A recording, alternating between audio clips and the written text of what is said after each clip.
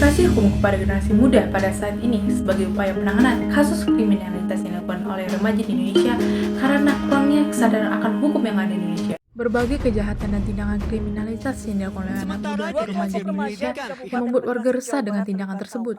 Remaja yang sadar akan hukum akan cenderung memahami hak dan kewajibannya sebagai warga negara Indonesia dibandingkan melakukan tindakan kriminal yang dimana setiap pelanggarannya akan memiliki konsekuensi tertentu. Ada yang menjadi faktor beberapa alasan mengapa terjadinya kasus kriminalitas pada remaja di Indonesia.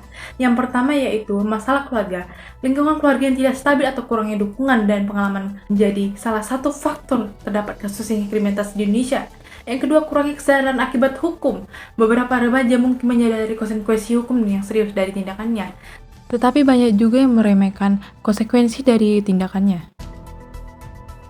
Meskipun ada Undang-Undang Nomor 11 Tahun 2012 tentang Sistem Peradilan Pidana Anak yang mengatur tentang penanganan hukum terhadap anak yang terlibat dalam tindakan kriminal, dan penerapan undang-undang ini mungkin tidak selalu optimal. Kurangnya sumber daya, fasilitas, dan tenaga ahli di sistem peradilan anak dapat mempengaruhi efektivitas penanganan kasus-kasus remaja. Untuk mengatasi masalah ini, diperlukan upaya bersama dari pemerintah, lembaga hukum, dan masyarakat untuk memperkuat sistem peradilan anak dan meningkatkan fasilitas di lembaga permasyarakatan. Menanggapi hal tersebut, jika saya menjadi anggota legislator, saya akan memanfaatkan 3 fungsi DPR RI, yaitu sebagai fungsi legislator, fungsi anggaran, dan fungsi pengawasan. Fungsi legislatif, saya akan membuat rancangan undang-undang yang dimana rancangan undang-undang ini akan menindaklanjuti tindakan kriminalitas oleh remaja, yang dimana juga saya akan merevisi segala tindakan kriminalitas yang ada yang dilakukan oleh remaja, sehingga rancangan hukum ini dapat berjalan dengan lancar.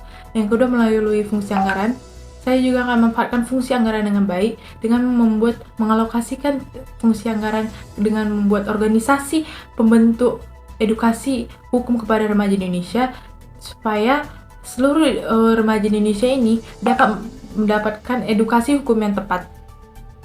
Sebagai fungsi pengawasan, DPR dapat mengevaluasi kebijakan dan program pemerintah, melakukan penyelidikan dan audit, serta mengawasi penegakan hukum terhadap remaja tindakan pidana.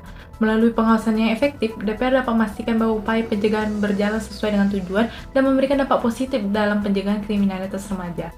Oleh karena itu, mari kita sebagai remaja Indonesia taat aturan dan paham akan hukum yang berlaku demi masyarakat aman. Saya Lesa Bidamayanti Simanjuntak, Dapil 1 Sumatera Utara sebagai calon parlemen remaja Indonesia 2023 mengundur diri. Terima kasih.